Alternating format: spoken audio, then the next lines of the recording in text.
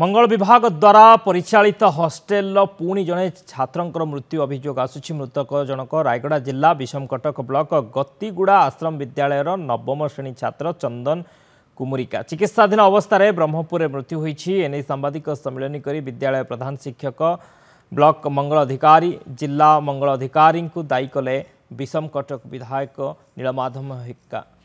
तेज कार्यानुष्ठान ग्रहण न करिले आसंता काली जिलापाल कार्यालय घेराव सह धारणा बसिबे बोली विधायक चेतावनी दैछन्ते। मेडिकल नेवा पितामाता केते गुहारी कले किंतु कलेक्टर कहते आम पिला देवु ना बोली मना कले। क्रिस्टान हॉस्पिटल को नेबा देवु ना कहले।